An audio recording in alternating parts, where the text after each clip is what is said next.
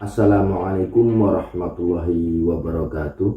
Selamat pagi anak-anak. Pada pertemuan kita kali ini kita akan membahas bab kedua, yaitu sejarah sebagai ilmu, kisah, peristiwa, dan seni. Sebelum kita membahas pelajaran ini, marilah kita sama-sama berdoa kepada Tuhan Yang Maha Esa. Mudah-mudahan kita dilapangkan pemikiran serta diberikan limpahan ilmu seluas-luasnya. Pada kesempatan kali ini kita akan membahas dua pokok bahasan dulu atau dua subjudul, yaitu sejarah sebagai ilmu dan sejarah sebagai seni. Jadi kita pasangkan dulu. Kemudian pada pembelajaran selanjutnya baru kita akan mempelajari tentang sejarah sebagai kisah dan sebagai peristiwa. Jadi menurut Bapak, pasangan yang paling baik adalah sejarah sebagai ilmu dan seni. Kemudian yang kedua adalah sejarah sebagai kisah dan sebagai peristiwa. Untuk itu kita sekarang akan belajar sejarah sebagai ilmu dulu. Anak-anak sekalian, hampir setiap dari kita memiliki sejarah dalam hidup. Begitu juga dalam keluarga dan lingkungan di mana kita berada. Kita juga pastinya punya sejarahnya sendiri. Semua hal yang ada pada saat ini semuanya pasti memiliki sejarahnya. Tapi tahukah bahwa sejarah itu sangat penting? Sejarah yang merupakan peristiwa-peristiwa masa lalu sangat menentukan pada apa yang terjadi pada masa kini. Begitu juga menentukan apa yang akan terjadi pada masa yang akan datang. Karena sejarah itu sangat penting, maka pada pembahasan kita kali ini kita akan bahas apa yang dimaksud dengan sejarah sebagai ilmu. Jadi sejarah dapat dikatakan sebagai ilmu itu karena ia menjadi sumber-sumber pengetahuan tentang apa yang terjadi pada masa yang lampau. Peristiwa pada masa yang lampau itu disusun secara sistematis menggunakan metode kajian ilmiah. Untuk apa menggunakan kajian ilmiah? Hal itu dikarenakan sejarah akan berpengaruh pada masa-masa yang akan datang. Maka sangat perlu untuk mendapatkan kebenaran. Jadi tidak ada sembarangan kita di dalam menuliskan sejarah. Nah, disusun secara sistematis itu bagaimana maksudnya? Sebuah sistem itu saling berkaitan. Satu saja sistemnya terganggu, maka yang lain juga akan terganggu. Ya, seperti dalam pelajaran-pelajaran lain, kita mengenal kata sistem panca indera. Sistem panca indera itu ada penglihatan, penciuman, kemudian pendengaran, dan perabaan. Salah satu saja terganggu, maka tidak akan menyempurnakan respon otak terhadap indera yang kita miliki. Nah, jadi yang dikatakan dengan sistematis itu bersifat saling ketergantungan antara satu elemen dengan elemen yang lain. Apabila satu elemen terganggu, maka elemen yang lain juga ikut terganggu. Itu yang dimaksud dengan sistematis. Anak-anak sekalian, sejarah sebagai ilmu merupakan ilmu yang memiliki fungsi besar di dalam meneliti dan menyelidiki kejadian-kejadian. Kejadian-kejadian apa saja atau peristiwa apa saja yang dialami oleh manusia pada masa yang lampau. Dalam melakukan penelitian sejarah, penguasaan metode ilmiah sangat diperlukan. Tidak bisa asal dalam melakukan penelitian sejarah. Ini karena semua yang ditemukan kemudian akan menjadi sebuah ilmu yang menentukan kondisi pada masa-masa selanjutnya.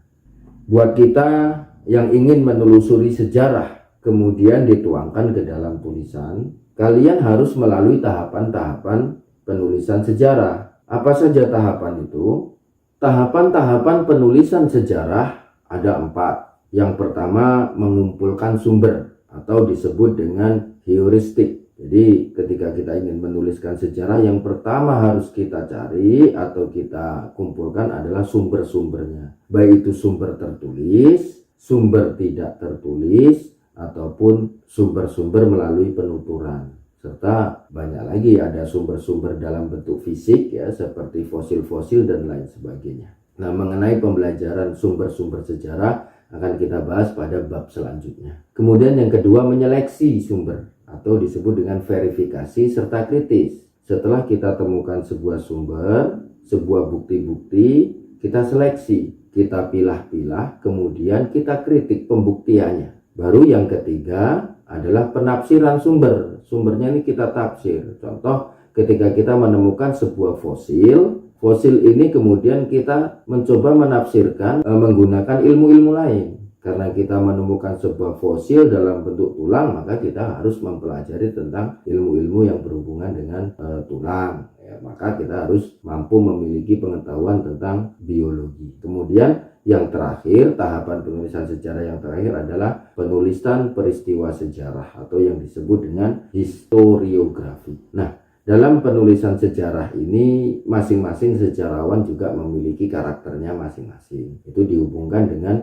nilai-nilai seni di dalam diri pada penulis sejarah. Makanya dalam pembahasan kita nanti kita akan menghubungkan sejarah sebagai ilmu dengan sejarah sebagai seni. Nah, tujuan dari tahapan-tahapan penulisan sejarah itu agar kita mampu merekonstruksi cerita sejarah secara analitis, kritis, dan juga imajinatif. Tentunya berdasarkan bukti, berdasarkan data, bukti tulisan, peninggalan-peninggalan, serta rekaman. Sejarah sebagai ilmu juga memiliki ciri-ciri. Nah, apa saja ciri-cirinya? Ciri-ciri sejarah sebagai ilmu yang pertama adalah empiris. Yang kedua, memiliki objek. Yang ketiga, memiliki teori. Yang keempat, mempunyai generalisasi. Dan yang terakhir, memiliki metode. Apa itu empiris? Empiris merupakan kata yang berasal dari bahasa Yunani, yaitu empiro. Artinya adalah perjalanan manusia. Semua pengalaman yang terjadi kemudian direkam dalam peninggalan serta dokumen sejarah yang kemudian diteliti oleh sejarawan di dalam menemukan fakta. Nah, ilmu sejarah termasuk ilmu empiris. Kemudian ciri yang kedua dari sejarah sebagai ilmu adalah sejarah memiliki objek. Jadi agar sejarah dapat dikatakan sebagai ilmu, dia harus memiliki objek. Objek itu sasarannya. Tidak ada ilmu yang tidak memiliki tujuan. Setiap ilmu pasti memiliki tujuan dan objek material atau sasaran yang jelas. Semua itu untuk membedakan dengan ilmu-ilmu yang lain. Sementara objek sejarah adalah manusia dan masyarakat. Akan tetapi sasaran yang lebih ditekankan pada manusia dalam sudut pandang waktu. Kemudian ciri-ciri yang ketiga yaitu memiliki teori. Teori merupakan pendapat yang telah dikemukakan sebagai keterangan mengenai suatu peristiwa. Teori dalam sejarah berisi satu kumpulan tentang kaidah-kaidah pokok suatu ilmu. Ya, kita contohkan ketika kita mempelajari tentang manusia purba, kita akan menghubungkan dengan teori yang dikemukakan oleh Darwin, sehingga disebut dengan teori Darwin. Jadi di dalam sejarah sebagai ilmu itu harus ada dasar-dasar teorinya. Kemudian ciri sejarah sebagai ilmu yang keempat adalah memiliki metode. Dalam melakukan penelitian sejarah, mempunyai metode sendiri dengan menggunakan pengamatan disertai bukti-bukti untuk membuat kesimpulan sejarah sebagai ilmu. Mempelajari sepanjang kehidupan manusia.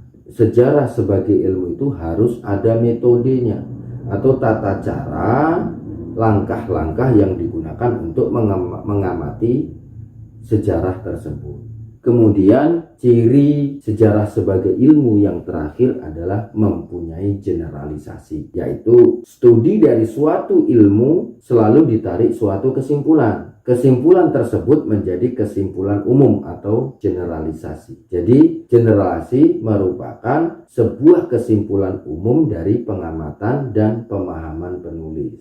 Nah, ini beberapa pemahaman tentang sejarah sebagai ilmu. Mudah-mudahan dapat dipahami. Materi selanjutnya adalah sejarah sebagai seni. Sedikit bertentangan antara sejarah sebagai ilmu dengan sejarah sebagai seni. Tapi ini hanya kesannya. Karena kalau kita tadi bicara masalah sejarah sebagai ilmu, secara garis besar, kita dapat menyimpulkan bahwa sejarah itu membuktikan bukti-bukti otentik atau bukti-bukti yang nyata. Sedangkan bicara masalah seni pada umumnya kita akan bicara masalah imajinasi. Tapi apa hubungannya sejarah dengan imajinasi? Nah, maka kita di sini akan belajar tentang sejarah sebagai seni. Anak-anak sekalian, banyak sekali cara yang bisa digunakan dalam menceritakan kembali peristiwa-peristiwa dan fakta sejarah. Salah satunya adalah dengan menggunakan seni. Dalam menulis sejarah, sejarawan harus memiliki seninya sendiri di dalam menyajikan cerita-cerita sejarah. Sejarawan selalu ingin tulisan-tulisan yang ia buat mampu membuat para pembacanya seakan-akan merasakan langsung peristiwa yang terjadi di masa lampau. Membuat para pembaca masuk ke dalam cerita sejarawan adalah seni sendiri yang tentunya tidak banyak orang bisa melakukannya. Tidak hanya tulisan, lukisan, patung, serta panggung pementasan pun dapat menjadi bagian daripada bentuk seni dalam merekonstruksi peristiwa-peristiwa masa lampau. Nah, Bapak pernah membaca sebuah novel yang mengkisahkan para ahli-ahli filsafat. Dimulai dari tokoh filsafat pertama yang kita kenal sebagai Socrates, ya, yang merupakan guru dari Plato dan Aristoteles. Pada novel tersebut sangat menarik karena menggunakan imajinasi seni di dalam rekonstruksi sejarah. Nah, kalau ingin mencari novel tersebut, siapa tahu masih ada. Judul novel tersebut adalah Dunia Sophie. Nah, itu merekonstruksi sejarah atau menceritakan sejarah masa lalu menggunakan kaidah-kaidah seni yang lebih menarik, yaitu dengan menggunakan tata cara penulisan novel. Nah, ini contoh daripada pemanfaatan seni di dalam sejarah, sehingga dapat dikatakan sebagai sejarah sebagai seni. Sejarah sebagai seni juga memiliki beberapa fungsi seperti yang dikatakan oleh Josh McCauley Trevelyan. Di antaranya, fungsi yang pertama adalah fungsi ilmiah sebagai pengumpulan ilmiah dan penayang bukti-bukti. Kemudian fungsi yang kedua adalah imajinatif atau spekulatif. Nah, dikarenakan sejarawan harus menyeleksi, mengklasifikasi data-data, fakta-fakta, kemudian menarik kesimpulan, maka dibutuhkanlah hal-hal yang berbentuk imajinatif serta spekulasi-spekulasi. Kemudian fungsi yang ketiga adalah fungsi sastra. Di dalam penulisan-penulisan sejarah, penyajian-penyajian sejarah sebagai ilmu itu juga dibutuhkan seni-seni sastra. Jadi para sejarawan itu membutuhkan imajinasi untuk menuliskan sejarahnya atau untuk menuliskan hasil-hasil dari bukti-bukti yang ada. Kita contohkan begini. Ketika sejarawan ingin menuliskan sejarah tentang perang gerilya, maka di situ seorang sejarawan harus mampu membawa pembaca untuk mengimajinasikan keadaan ketika perang gerilya. Bagaimana dalam bayangan si pembaca tadi terbayang ketika harus bersembunyi, mengintai musuh, kemudian menyergap musuh dan lain sebagainya. Ini penulis harus mampu untuk membawa kepada pembaca mengimajinasikan hal tersebut. Nah, dari pembelajaran tadi kira-kira kalian sudah paham kan dengan apa yang dimaksud dengan sejarah sebagai ilmu dan sejarah sebagai seni. Demikian saja, mudah-mudahan pembelajaran kita kali ini dapat dipahami. Untuk pembelajaran selanjutnya atau dalam video selanjutnya, kita akan membahas sejarah sebagai kisah dan peristiwa. Demikian saja, bila taufik wal hidayah. Wassalamualaikum warahmatullahi wabarakatuh. Selamat pagi.